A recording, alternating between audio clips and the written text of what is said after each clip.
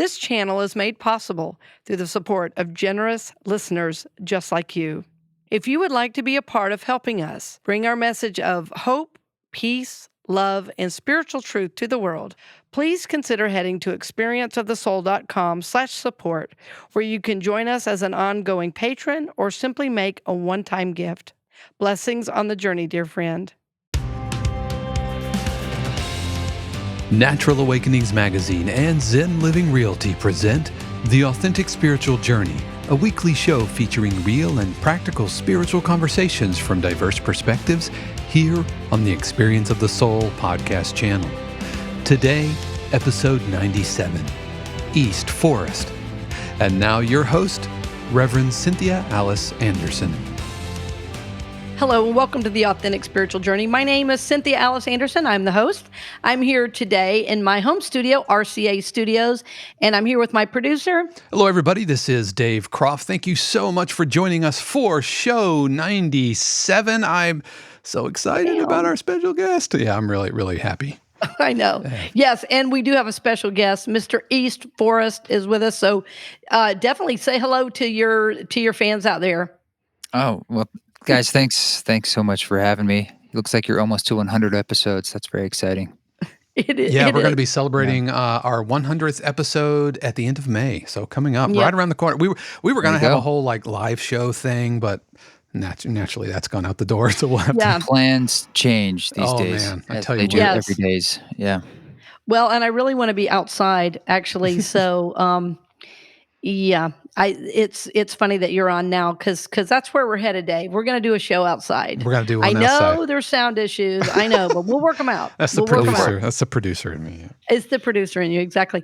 Well, friends, we are glad you're with us as always. We really love to give you resources, as you know, and our show is always about reawakening consciousness to love, acceptance, and peace. And so when we bring on a guest, it's because it's somebody that we believe is really helping the development of human consciousness to evolve, to grow, to expand, and in fact, to become more aware of all the goodness all around us. That is the universe itself.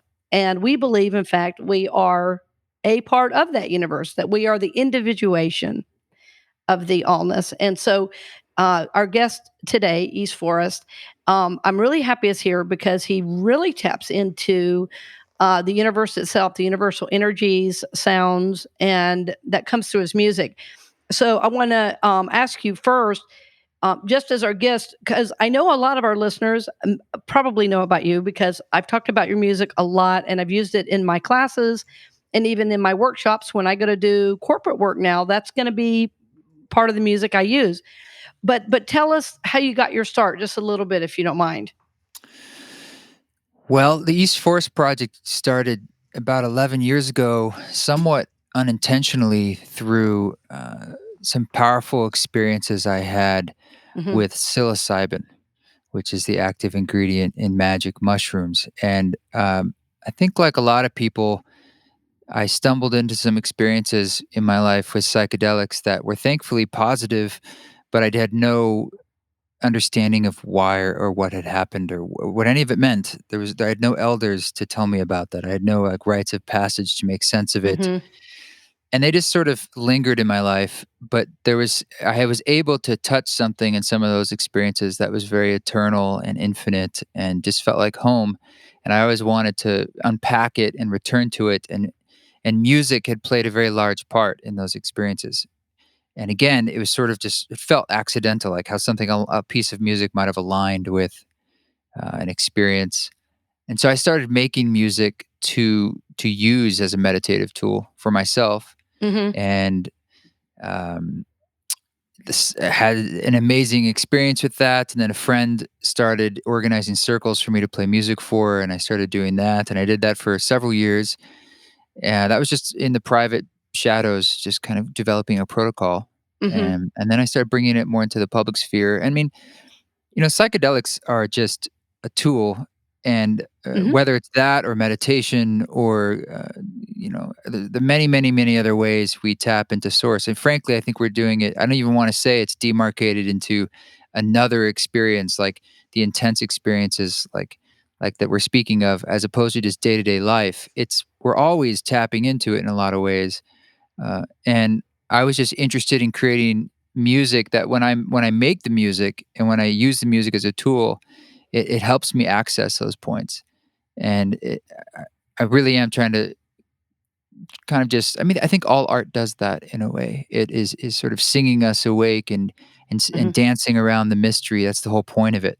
And so I really wanted to, as much as I could, point right at the center Yes. of that mystery because why else are we here?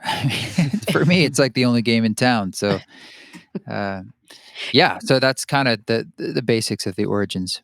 Right. Well, we would just recorded another show right before this one where we were, really discussing,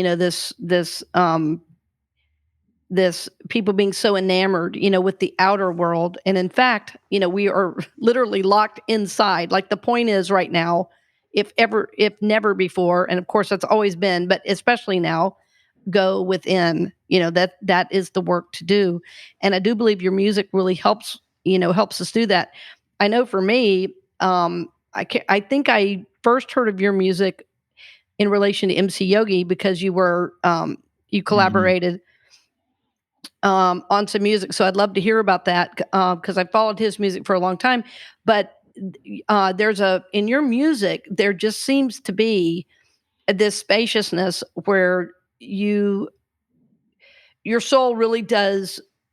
There's a resonant soul experience, with your music, and I do think it's that your connection to the universe itself, through nature, through sound, in that way brings us back to something very, very ancient, but also very now. I mean, it's like this is exactly what we're called to be doing right now. I think our planet needs it now more than ever. Mm.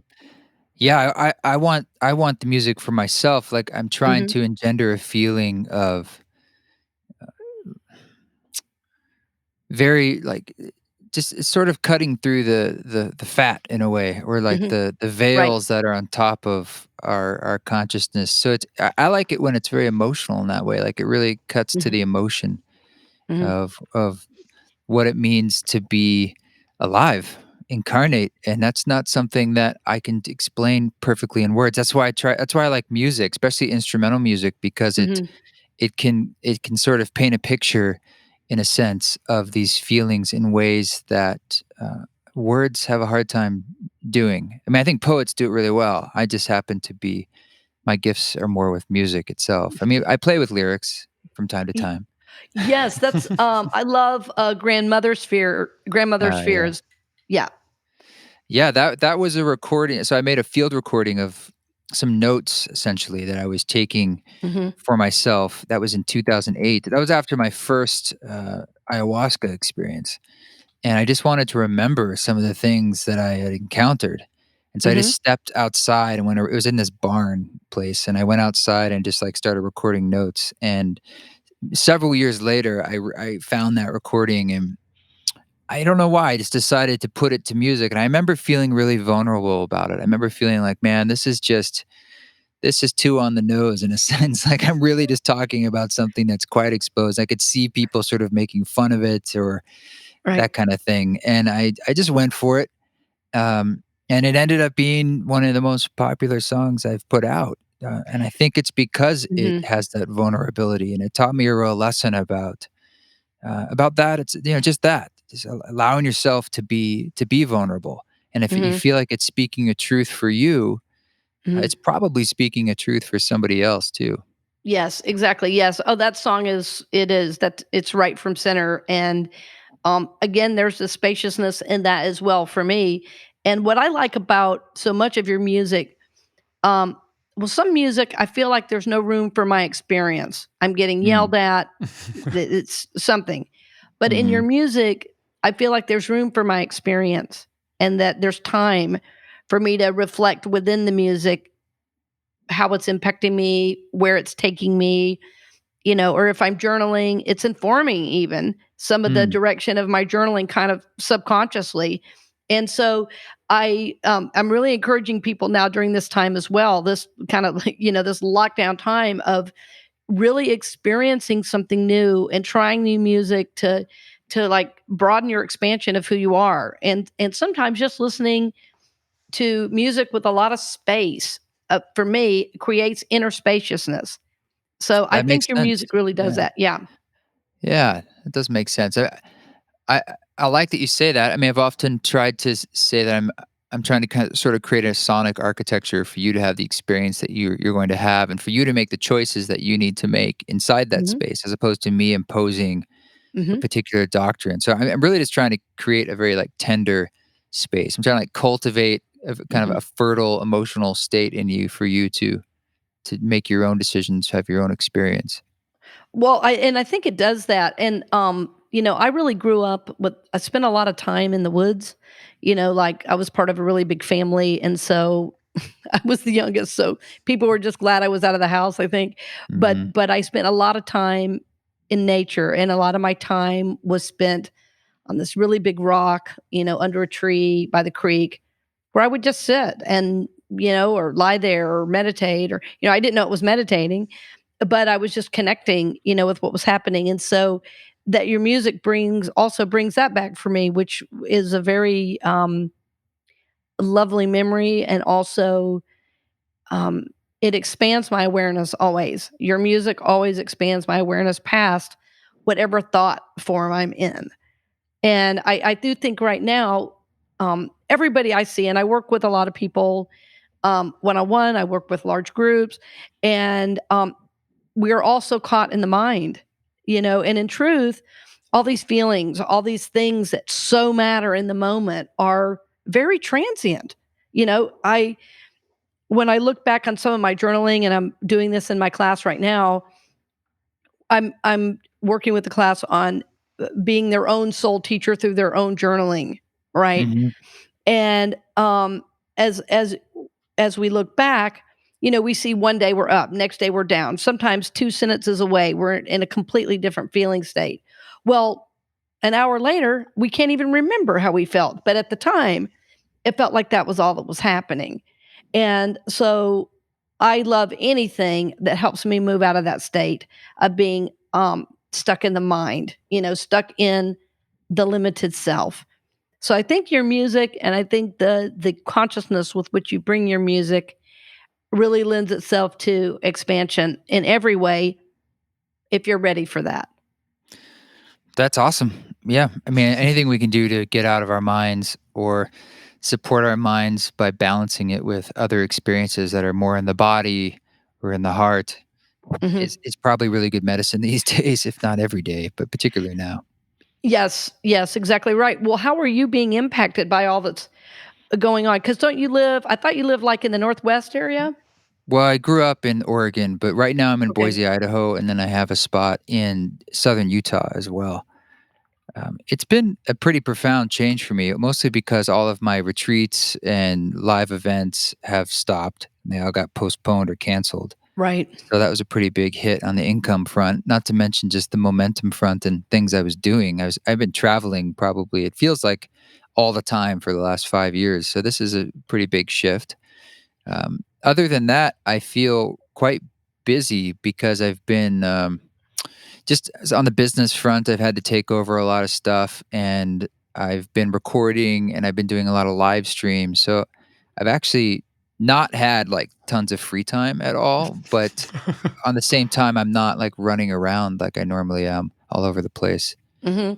Yeah, I wondered if you might be it might be a fertile writing time for you because of that. I figured you had more. Well, like I say, the time is different, I guess, for right now. Yeah.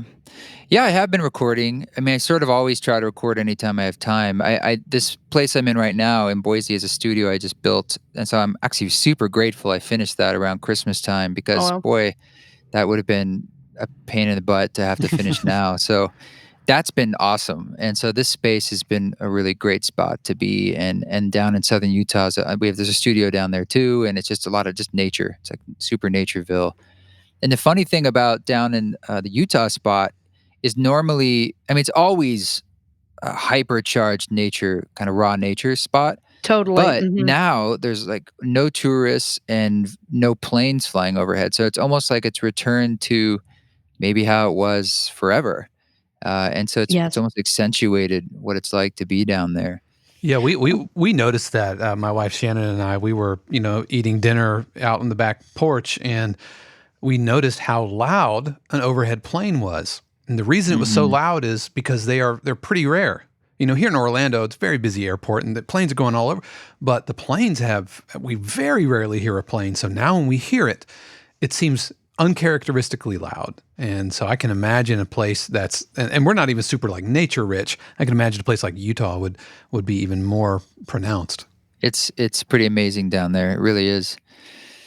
Yeah, this time it feels like it's asking a lot of us to slow down and, as Mhm. you said, dive into the inner experience more. And for me, that's been pretty good. Not without its pitfalls, to be sure, but I feel like it's encouraging the birth of a new kind of being that has to do with a lot of trust and sort of slowing down our frenetic ways Mhm. that have been pretty amped up. I Yes. I mean, I agree. I think that, you know, right before all this, I found myself saying in my messages and some of my writings and everything that, that the noises, the voices just keep getting louder, but nothing is changing.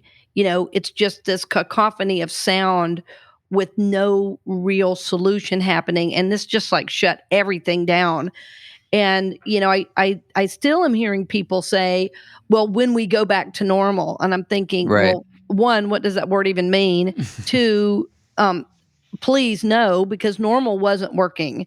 And I think there's no way we are going to go back into, how it was, because the transitions, the transformations are happening like momently, hourly, daily.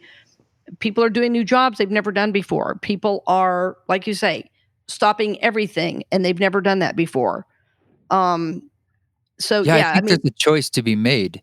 mhm, It's not right. that the let's call it the new normal. It's not going to be handed to us. For some Right. people it will be, but what's really there is a choice for you to make is what is your new normal.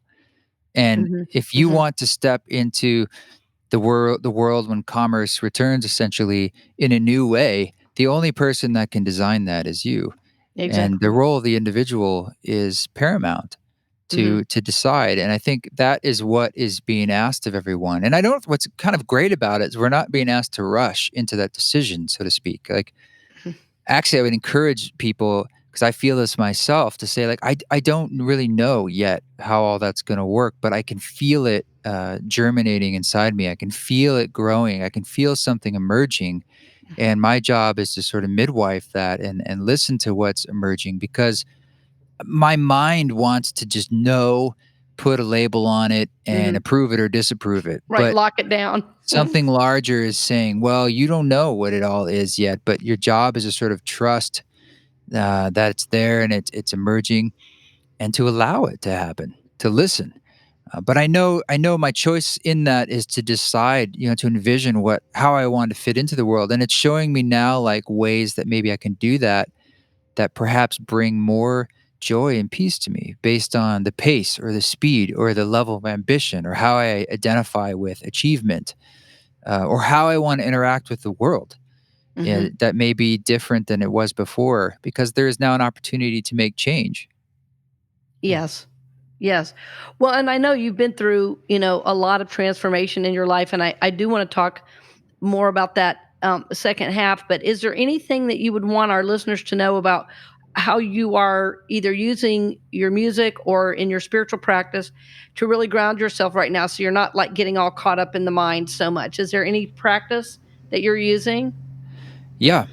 Yeah, for me, the creative act itself is the practice. So, and that Mhm. doesn't have to be like making music for people, and it Right. doesn't have to be music for me too. It often is because that's what I do. But Mhm. like if I don't express that muscle of my creative muscle, Mhm. then I feel sort of like I'm not tapped into the source in a way. I feel that that's partially what makes us unique as human beings is the ability to be creative intentionally and to have a sense of humor. Those are some pretty unique aspects of what we are. And so you can be creative by free writing, by writing, by cooking, by having a really good, interesting conversation. Obviously, by doing things that are overtly creative, like music or Mhm. drawing. Mhm. For me, doing construction and carpentry is another way of doing it that seems to satisfy the same muscle. But I have to tap into that, if not daily, at least times a week. Otherwise, I just start to feel like I'm a lazy bum, and I start to everything. My spirit just starts to feel depressed in a Mm. way. Uh-huh. And so that's important to me. Besides getting out into nature, taking care of the vessel of my body itself, because that's the antenna of my consciousness. So good food and sleep, good counsel, good company, good thoughts and words, good actions. All these things are really helpful. And then I released a couple meditations more Oh, widely cool. on my in my catalog, and that's Mhm. sort of a newer venture of mine. They're guided meditations with music, Oh, and that, nice. that speaks very directly to giving someone a tool to Mhm. ground and reduce anxiety. Yes, yes, and that's certainly a tool we wanna give people, and we will mention that and we can certainly put notes to that Yeah, in the show notes. absolutely. Yeah, we'll have links to the guided meditations in the show notes for Mhm. sure. Yeah, Okay, it's cool. wherever you listen to music. It's like Spotify and Apple, all that stuff.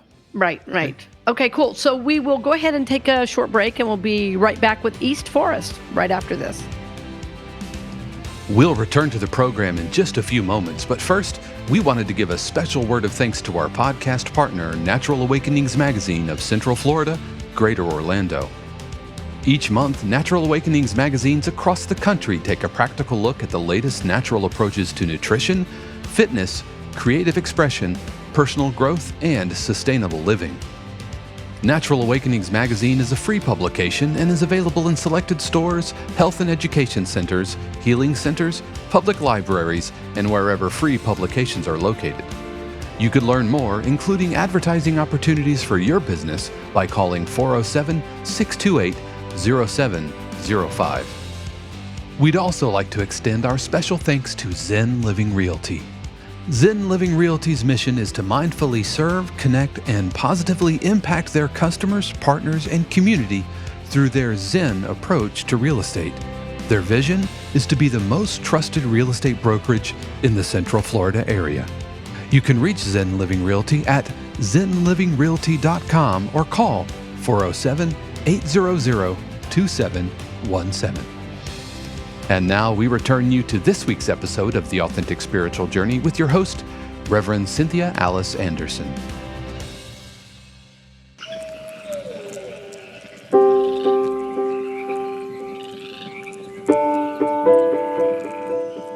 Do you want to know what enlightenment is?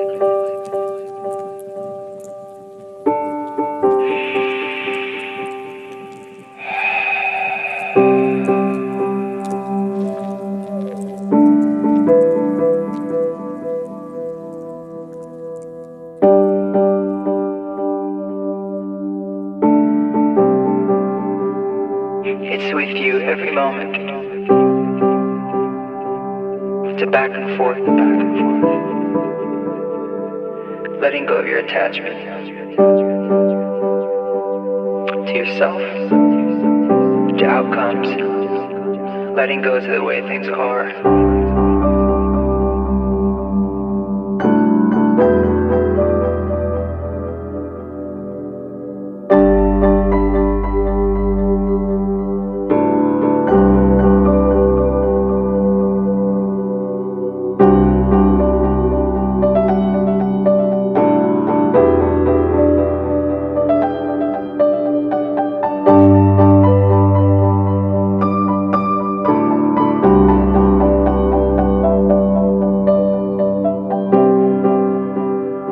If I could let go of everything, or I could let go of right or wrong,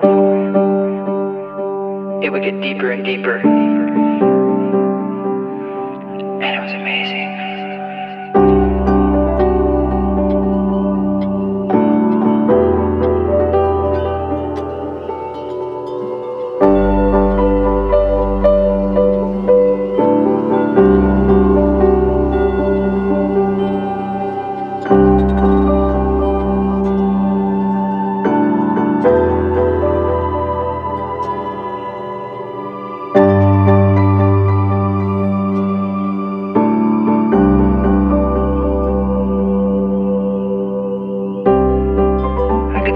lifetime of judgment against myself.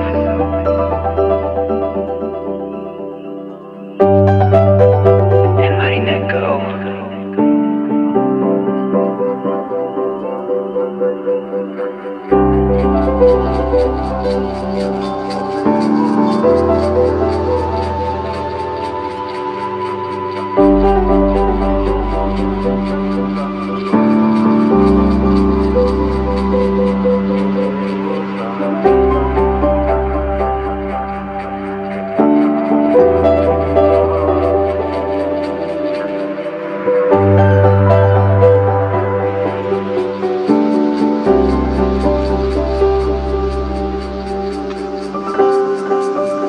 Thoughtless breath, instant bliss returns, instant infinity.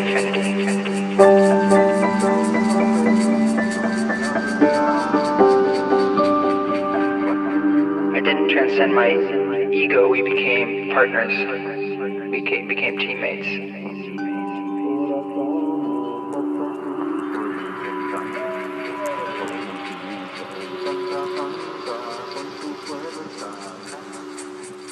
And welcome back. We're so happy to have our guest in the studio today, East Forest. And I hope you enjoyed that last track, Grandmothersphere. And I wanted to just share with you a little bit about how I use that track. So many of you that take my classes, are aware of this music, but it's very, very special to me because of it is so grounding in my practice every morning. I encourage you to look through East Forest music and see what is really going to help get you started going the right way and will almost come back as a touchstone in your process.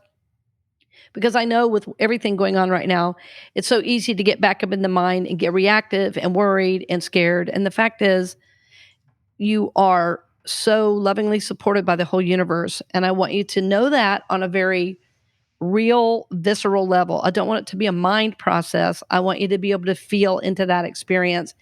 And this is how I use that track.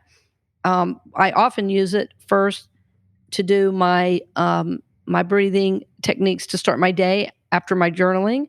I sometimes use it in my journaling as well, and I have a whole list of East Forest that I use in my process every morning. So I want to encourage you to take a listen and see if you can tap into that. And I'd love to hear a little more about because isn't that off the Love Bomb album? Yeah, it is. Yeah. So tell me about that album, how that one came to be. I think it was technically my second studio record. The first one was The Education of the Individual Soul. And that was the record that I was actually kind of speaking about in the first segment. That was like the very first record I made, which is The Education of the Individual Soul, was Yeah. the one that I made to use as that tool for myself to kind of have a meditative, powerful shamanic experience too. I didn't really know that at the time, but that's what it was. And so that first record is really what started it all. And it still remains a free download on my website. It's something that I try to stay in the spirit of the gift with. And after that, I released a couple records over the years that were live. Actually, they were live recordings from ceremonies. There's a record called Crystal Starship and Music to Die To, Music to Be Born To, and a couple Portlanders. Anyway, I hadn't done another studio record. And so that the next one that I did when I kind of sat down to explore that became Love Bomb. And it's a mixture of stuff. There's some electronic, some acoustic, some piano. Kind of goes different places. And the Grandmothersphere song was one of the last ones that I did. I remember listening to the record and thinking it needed this like as sort of an arc of a listening experience. It needed something like with a little bit of that sort of emotional weight and spaciousness and a little bit of the experimental vibe. And I had that recording and I had this sort of little piano riff I was playing with. And so I put it together really quickly. And it was one of the last songs. And as fate would have it, it ended up, that's often how it is. The ones you think about the least are the I know, most because it just came right from center. It was meant to happen, Yeah, in the right? flow state. Yeah. So it just didn't think about that one too much, and that was probably back in 2012. I'm thinking that record. Mhm, and then there's the other one, Soul Speak, I use that one a lot too. Yeah, yeah, that's from a ceremony. So that one was a Mhm. live improvisation inside a ceremony. Just I have like a live looping rig that I kind of make a lot of my Mhm. music on in the live space. So that record and like Music for Mushrooms and all those records are all just like from this live setup. Uh-huh. And in your shamanic work, do you usually do the shamanic pieces on your own, or do you work with a practitioner? No, just on my own. Yeah. Mhm. Mhm. Yep. And do you usually drum your way in, or do you use other your music? I use the music. It sometimes does start with drumming or a Mhm. shaker or a Yeah. beat or something to kind of Right. help entrain the brain. Mhm. Right. But I try to like bleed it into the music so it starts the journey in a sense. Mhm. Very cool. Very So, cool. so the music for Mushrooms, that's a 5 hour album. So Yeah, that was a 5 hour live experience. indeed. Yeah, a Man. little longer. I ended up cutting some stuff out, but it's just a stereo feed from the mixer. So it's Hmm. basically a Nord keyboard and it all goes through some looping pedals, these boomerang looping pedals, and then it's going through Ableton. Ableton's acting as a mixer. So it does the reverbs, delays, and the various volumes where I can launch and start and stop my field recordings that I've recorded. Very, sounds of nature and wilderness. And then that just goes out to the house. So um, it's a pretty flexible setup, but it's one that I've been using now for a lot of years that I'm getting eager to kind of, well, I don't want to say shift it, but I've been adding to it, like having more pianos and like more instruments in addition to that. You But it was a tech real head. struggle Mhm. to find a setup that like I could travel with on an airplane and set up quickly and that I could play by myself and anything from an ambient ceremony like that to more of like a festival where I need to Yeah. drop like beats and stuff and have the same setup. Well, and that's one of the things that I've always really found fascinating about your music is, often, we kind of get into this idea that it's either like nature or technology and never the two shall meet. But you really blend that effectively. It's like a hybrid thing and technology and all of that side isn't inherently bad and it doesn't take away from it. And that's one of the things I really like about your music is that blend of ancient and Mhm. organic and digital. I think that's really, really fascinating. Yeah. Yeah. I'm trying to kind of create bridges between different worlds, the analog and the digital, and also bridges culturally, politically, socially. Like Mhm. I've been doing a thing called East Forest Ceremony Concert. That's a concert series that I've been touring around for the last year and a half, Mhm. where it's just merging a concert with ritual and meditation. And I wanted to create something that was a very deeply spiritual, positive felt experience, but one that anyone could walk into, whether you have a religious background or not, or Mhm. this is familiar to you or not at all. Mhm. Because I believe that the kind of things that we feel they're universal. It's a human experience. You just have to, all it requires is opening your mind a little bit and allowing yourself to just be in the experience. And then after that, it's really just up to you. But I do want to make something that can build bridges between people. What do you notice about your audience? I mean, um, do you notice a certain age range that's attracted to your music, or is it? I mean, is it the gamut? What do you experience with that? It's definitely seekers typically, Mhm, people who spiritual seekers. typically who are on their journeys in different ways, and Mhm. they're finding that the music really opened them up deeper into their journey Yeah. and really is helping accentuate like the path that they're on. So I often hear a lot of stories of synchronicity of like, such and such happened to me, and some of them are quite profound stories of whether it's people dying, people who are actually they're terminal, and how the music has aligned with a particular experience they had and helped them Mhm. ease that process, to childbirth, the other end of the spectrum, Wow. to times where people have used it in psychedelic states where they really felt like it saved their life. It was like a lifeline for them.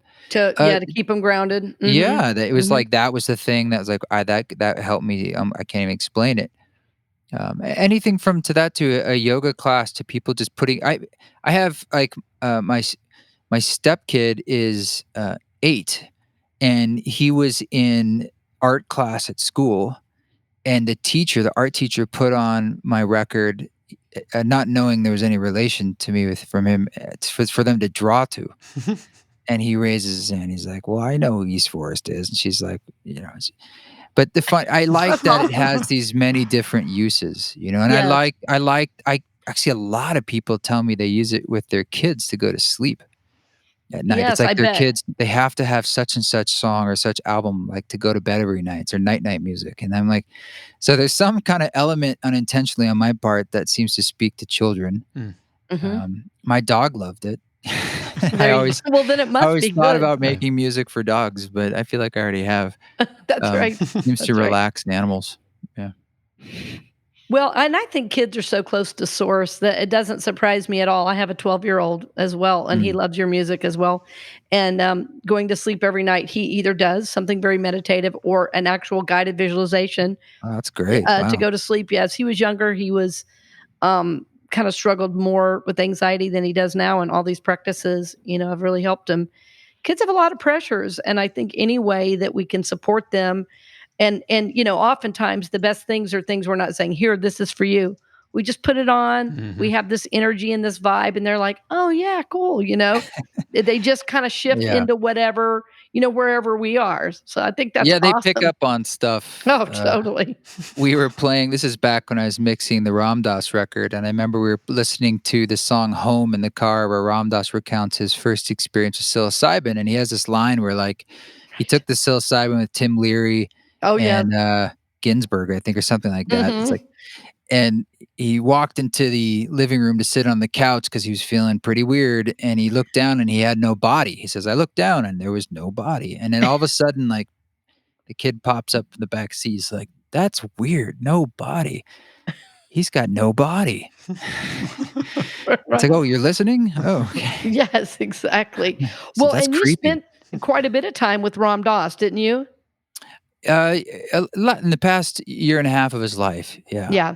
Yeah. Yeah, it was an Mhm. amazing, amazing experience. What a soul, right? Yeah, and his story, Yeah.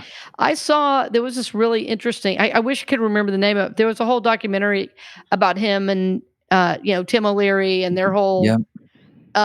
and their whole journey, yeah, really amazing. What an amazing soul. Yeah, he's was a huge influence on bringing Eastern spirituality to the West. I'd Yes. say he's arguably the psychedelic grandfather of our country, and Oh, just totally. really personified, what it can look like when you really do a lot of work on yourself, and how that can manifest into just love, this unconditional love for everyone. Oh, I know, and his joy. I mean, he had so much joy as well. Yeah, yeah. He's an awesome man, and I'm quite proud of that record. Mhm. Yes, that's very, very cool. Who did the art piece that's on your site of Ram Dass? Did you do The that? painting, yeah, the painting of Ram Dass on the Mm, art, yeah, that's Elizabeth Hilton. She's an artist, a painter here in Boise, and, uh-huh. on the vinyl, there's a front of it is the Ram Dass painting, and then on the I see. back of it, there's actually another painting I hired her to do of Maharaji that's on the back. That's Oh, very beautiful. cool. Yeah. Uh-huh. Very, very cool. Well, the only other thing I really wanted to ask you about was how like what moved you into really bringing in the nature sounds, as Dave was saying earlier, with all the technology, because I do think it's one of the things that really makes your music so special. It is the bringing together of the different modalities is not the right word, but nature and technology. What was the turning point that brought that forward for you? Well, I grew up in Oregon, and so I grew up in a pretty, bucolic setting, but when I went to college and moved to New York City, basically, I was going as far away as I could into Yeah. the very urban setting, and in my late 20s, things were starting to shift and kind of fall apart, and that was in 2008, when the world itself was on the brink of falling apart with the financial collapse, and, Mhm. Occupy Wall Street was happening, and that's when I was having my quote unquote "spiritual awakening time," where I was getting really into a lot of different indigenous ceremonies and just really starting to think and feel in a different way. Mhm. And part of that process was that I all of a sudden had a really strong hunger for nature again. But living in New York, that wasn't so easy. So I started going up to the Catskills and also the Adirondacks in upstate New York, which Oh, yes. wasn't an easy task to do to get out of the city and get up there. I think it was about 5 or 6 hours to get up to the Adirondacks. But I started getting back into backpacking. And I hadn't done that since I was in Boy Scouts and growing up in Oregon. And I had to like get the gear back together and all that stuff. But I got really into it. Like I just got really, really turned on by being in wilderness, places Mhm. that are still wild. Right. And while I was doing that, I was simultaneously, I don't know why, but I had bought a little Zoom field recorder and I just was getting really into the sounds of those spaces. So I was really connecting with the feeling I was having. Let's say I'd hiked into some lake in the Adirondacks and there were these crickets at night. And I was just like, I could feel this sort of peace and power. And I would Mhm. just record it because the sound was sort of my gateway in. Mhm. And I've discovered that when I listened to those sounds when I was back in my apartment in Brooklyn underneath the bridge, that still there was a character of that energy Yes. still in that field recording. Mm. And this was the same time that I was playing around with writing music just for myself to use as a tool to dive inside. And Mhm. I just, as a sense of experimentation, started dropping some of these field recordings into the music. Mhm. And I remember the first time I did it, I felt like I was cheating because as soon as I put in a particular chorus of crickets, I remember it feeling like I just added like this depth of soul to the recording that gave the entire song this depth. Mhm. And I felt like, well, that I didn't do anything. I just dropped. It didn't feel fair. Like Right. I cheated. But it was a very powerful experience. And so I started using the nature recordings as an instrument, like Mhm. because Mhm. if you think about a cricket, there's 900 kinds of crickets. They're all different around the world, and each one is resonating literally at a particular frequency. So it Mhm. just kind of that's all it does, and you can use that in a song. Like it sort of serves like a tambourine, or it's like a ride cymbal or something. So you can use it musically, Mhm. and or it's a textural space, or it acts like a wind could act like a pad that might be like a soft synth. And so I just brought it in this sense as another instrument. And also, I think that was because I was playing music by myself and I was actively thinking like, before this, I had been in bands. I was used to like, well, somebody else can play bass and they're great. So let's add that. But now I couldn't do that. So Right. I heard these limitations in the music. Like it felt like, well, it's a lot of keyboards and I need some more textures in here. And so bringing in the nature recordings was like another band member Mm. in a way. It was another Yes. instrument. And so that's how that kind of started. And Mhm. I just kept doing it because out of a love for nature and kind of essentially like going out to places that were still wild and then bringing that back to my Mhm. friends and people who, from their perspective in New York City, it was like I went to the moon and back. Oh, no kidding. Like, "Where did you Exactly. go this weekend?" Like, "Oh, I went up and backpacked." They're like, "What? How?" That's less the case for a lot of my friends on the West Coast. It's more a part of their life. We're here in Boise, but nonetheless, I feel like we are nature. We are it walking, talking, personified, and so I want to reflect that. It's sort of a mirror of the Mhm. fullness of who we are, and that's why I bring it into the music.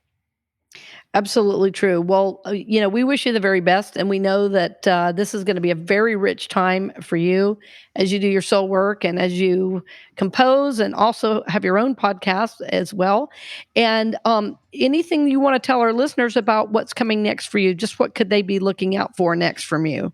Well, the best way to find those things out is to get on my mailing list Sure. on eastforest.org. But I'm doing live streams like a lot of people, but I've been doing some concerts that are ceremonies. They're very long form, like over 3 hours, as a way to really drop into a space.